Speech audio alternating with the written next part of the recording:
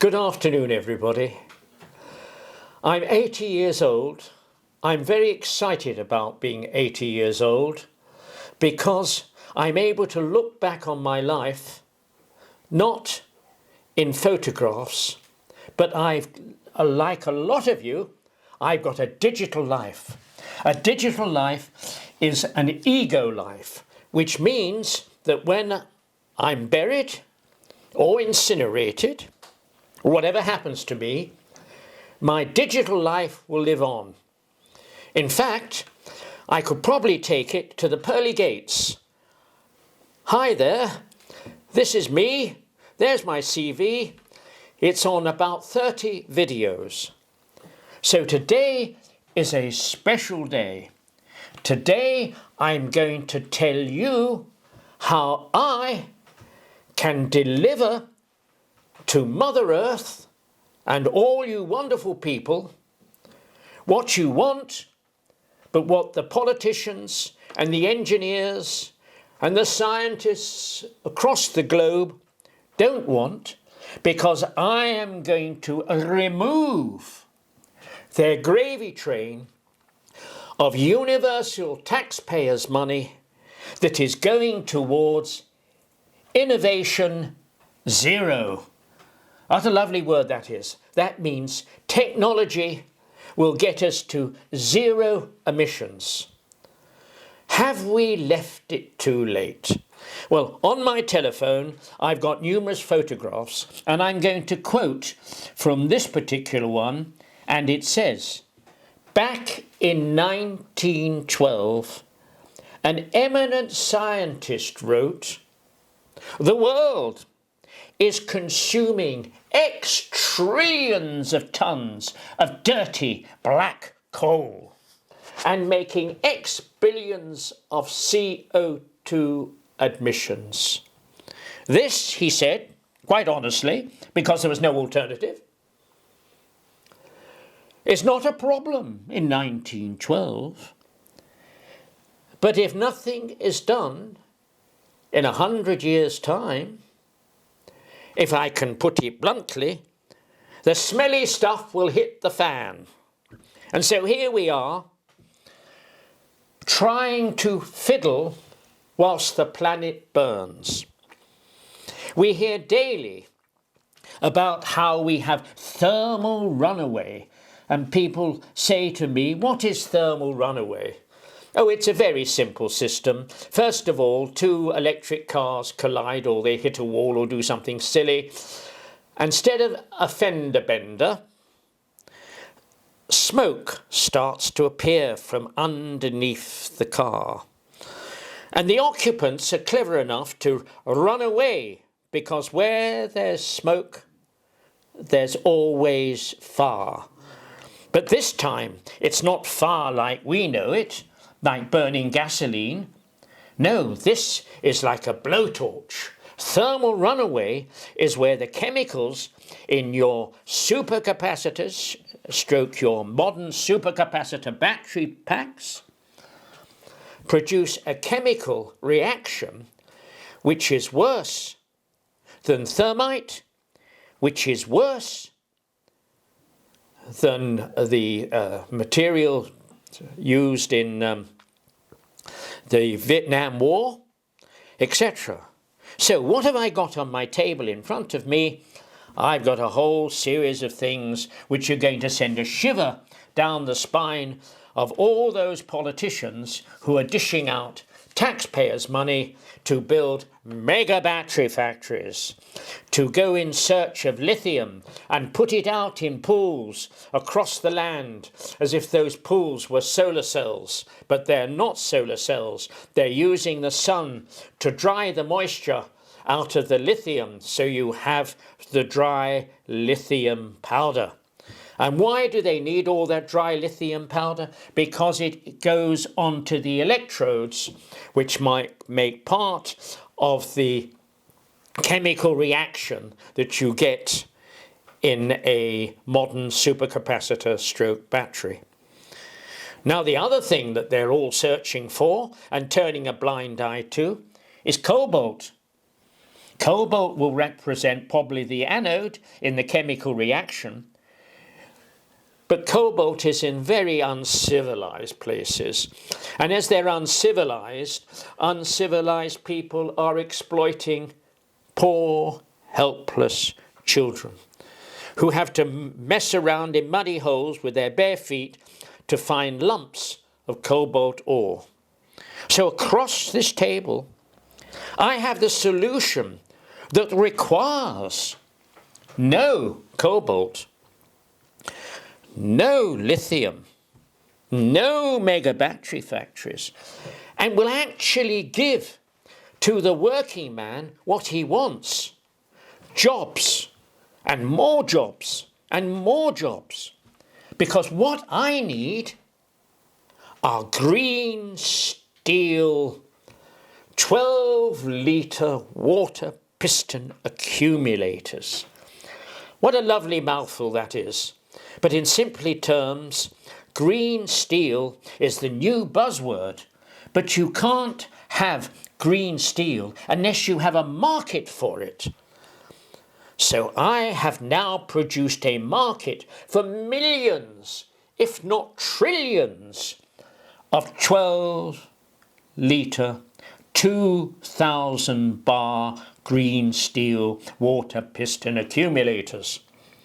We'll just talk about green steel for a few minutes. It's where the pig iron is melted by an electric current passing through an anode and a cathode and producing huge amounts of heat that melts the pig iron without the need for coking coal and, of course, black coal itself. But it means no blast furnaces. So right across the globe, all the mega multinational steel companies are desperately trying to get rid of the blast furnaces, but the trade unions are saying, we've had blast furnaces for 100 years and we're not giving them up without a fight. Unless, of course, you can give us a job.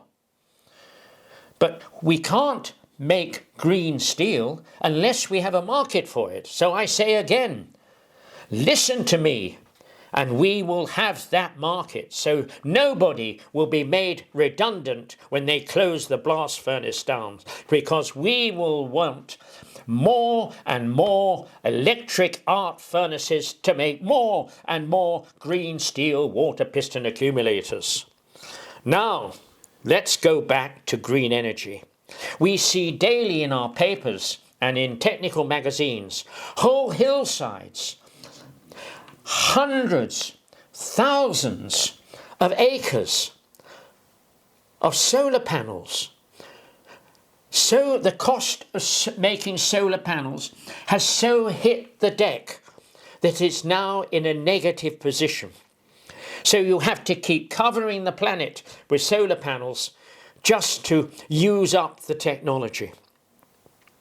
So we have more and more surplus green energy. And what do the scientists say? Surplus green energy into electrolyzers. Electrolyzers will make hydrogen. Hydrogen is a new fuel. And so it goes on. The dog chasing the tail. I say no. Surplus green energy goes into good old-fashioned 3-stage plunger piston pumps, and the electric motor drives the crankshaft and the pistons go up and down, and they compress the water to 2,000 bar. So green energy in, green energy stored in a 2,000 bar water piston accumulators. So if we look upon our 2,000 bar water piston accumulator, it is the equivalent to one cell of a mega battery, but it has no lithium. It has no cobalt. But all it has is made a bigger hole in the earth to get more iron ore out and a little bit more zinc, because the iron ore and the zinc make good quality steel. Now, for those who don't understand how a water piston accumulator works, I've got a cup of tea here, And basically, if I take the tea out and pump it against a piston, I can compress an inert gas. It could be helium, it could be nitrogen, because we all know you can't compress tea, you have to drink it. So, by pumping the tea up against the piston, it will compress the inert gas to 2000 psi. So now, there is my water piston accumulator, but it's a cylinder. So we're now going to have lots and lots of cups of tea, all compressed to 2000 bar, all lined up in parallel. So we've now got a constant supply of 2000 bar. But nobody wants a heavy green steel water piston accumulator in their car. So what we're going to give them is carbon fibre wraparound water piston accumulators. And I emphasize the word lightweight, because this is the same technology that the other side of the coin are using to hold, wait for it, hydrogen gas, made from all that surplus green energy, made from all those not mega batteries, but mega electrolyzers that are taking water and turning it into hydrogen, which is then compressed into 800 bar lightweight water piston cylinders. So all I have done and said, no, I don't want any high pressure hydrogen. I just want high pressure water in my cylinders. Now the engineering establishment, the scientists and all those clever people will say, ah yes, Mr. Richard Vere Compton, alias our prof, how are you going to get the energy out of the water that you have put in through your 3-stage plunger piston pump? And they will say you will put it through a turbine, and that will make shaft horsepower, and that will make electrical energy. But of course, this is very wasteful. All right, so the green energy is surplus, but it still has a cost factor. And if something is inefficient and wasteful, you need more of it to do the same job. So a lightweight water piston accumulator at 800 bar hasn't got anywhere near the density of a supercapacitor battery with its lithium and its cobalt, etc. And its runaway thermal effect like napalm. Yes, we won't talk about that nasty stuff, which is basically diesel oil mixed with a hydrocarbon. Very nasty. I digress. So they then look at me as if to say, go away, you're just wasting our time.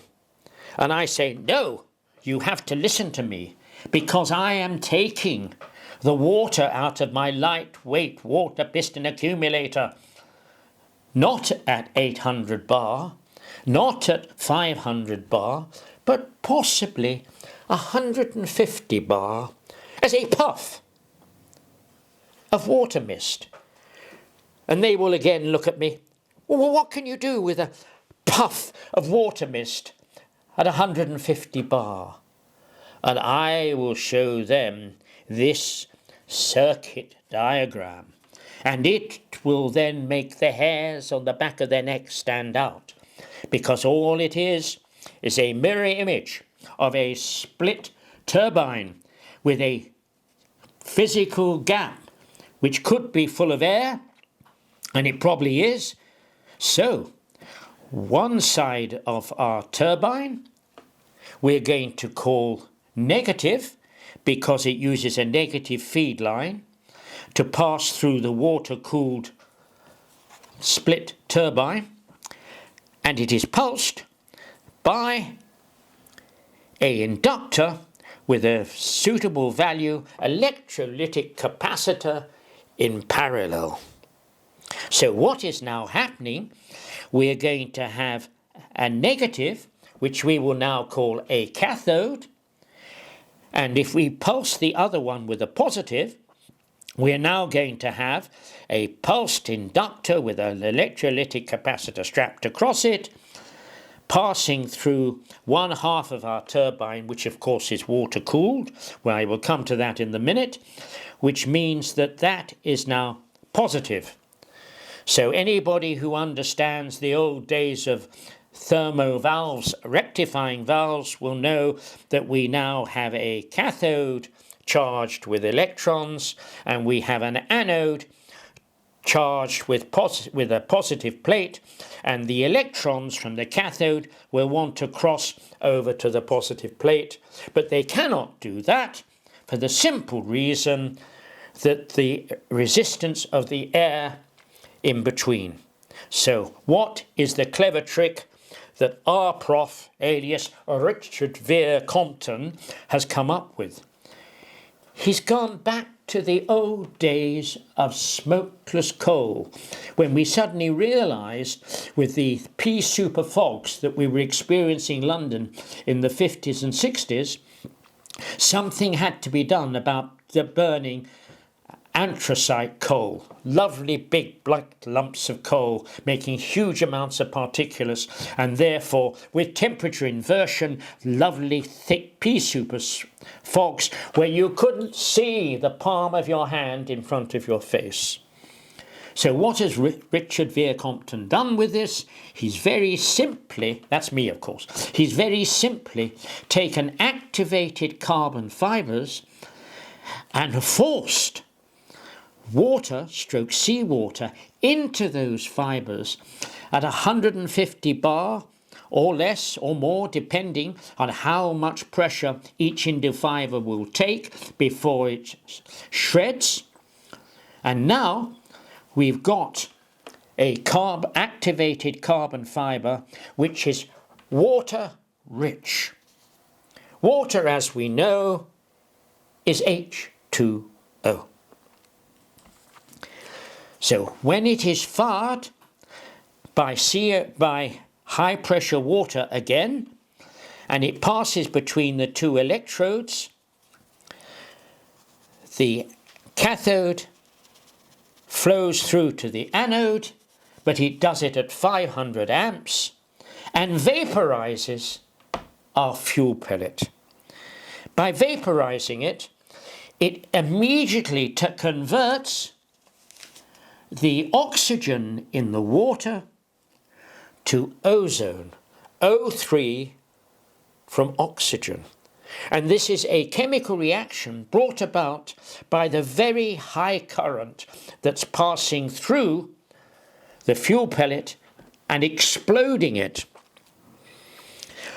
Ozone is a far more virulent oxidizer than oxygen will ever be.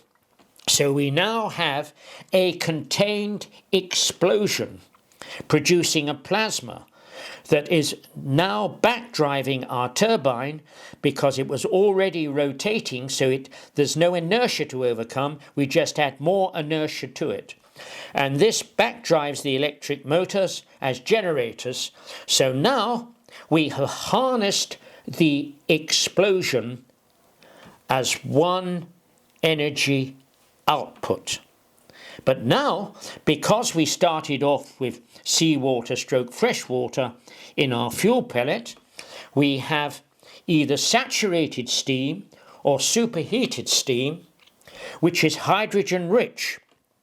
But because there's an explosive force, we have to dissipate all this energy through tangential plasma thrust jets, which are now adding more inertia to our turbine, to our main shaft, to create shaft horsepower.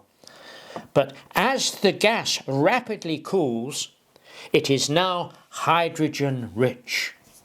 So we've got one gas stream that exploded and created a pressure shock wave for the turbine, a second gas stream that escaped through tangential thrust jets. And now we've got hydrogen-rich steam or saturated steam. As it's hydrogen-rich, we can reignite it by passing it through a plasma sleeve. A plasma sleeve is nothing more than, if you can imagine my gold watch being forced through this sleeve. This is a plasma sleeve, and my watch is high pressure hydrogen rich steam, and as it goes through it, under pressure, it turns into the equivalent of a furnace blower flame, which is normally driven by natural gas or kerosene or diesel oil or any hydrocarbon. But this time we are burning hydrogen-rich water. And so consequently we now have a third stream of energy. What are we going to do with water that is burning at a very high temperature but is immediately turning back to water? The only thing we can do is to maximize that by heating a coffin, a cylinder, which has got not tea in it, but a different organic material like biomass. And biomass is a fancy name for any vegetarian material. So be it wood, be it banana skins, be it coconut husks, anything that is vegetable can be put into a container and then heated from the outside so that you're burning the material inside the sealed container without any oxygen. Now, how can you burn something or heat something without any oxygen? Because all the vegetation matter contains oxygen, which means that when you finally empty the container, you have the richest biomaterial that enables you to put it back on the land without having to flood the land with man-made nitrogen, which gets into the rivers, which starves the rivers of oxygen, etc., and so forth. But at the same time, you have pressure release valves. Let me show you a pressure release valve. There's the handle. And coming out of the pressure release valve is biogas. And what are we going to use biogas for? To power a new generation of internal combustion engines. So wait a minute. We don't need lithium. We don't need cobalt. We don't need mega battery factories. Because all of a sudden, we've got biogas from burning seawater. I don't know what to say. What I have said is either manna from heaven for the populace of the world, or the work of the devil for the engineers and the scientists and the politicians who wish to be seen to be doing good for their short term in office by spending our money on mega battery factories, on battery electric cars with their thermal runaway. Now you might ask, what right do I have to sit in front of this camera and say all this? My birthright is this. How did I come to write a book called So You Want to Build the Naked UFO, the Plasma Active Craft? This is a work of fiction, but it's based on information that I gleaned from my late Washington lobbyist, Dr. George S. White of the Monowave Corporation, when he said all the technical information I had given him over the last 40 years had euphemistically ended up in the X-Files. So he told me stories that he was privileged and he could share with me because he knew that he was dying of cancer in a nursing home in Cedar Grove, New Jersey. And he said, Richard, one of the things that I have seen, and I'm going to pass over to you verbatim, is how a spy satellite 30 odd years ago captured the Siberian Delta that's on the Arctic Circle, and how from 200 miles up the water seemed to be boiling between the delta. It wasn't boiling water, but it was the hydride in the shallow Arctic Ocean that was giving up its methane to go into the atmosphere and seal the fate of the Earth.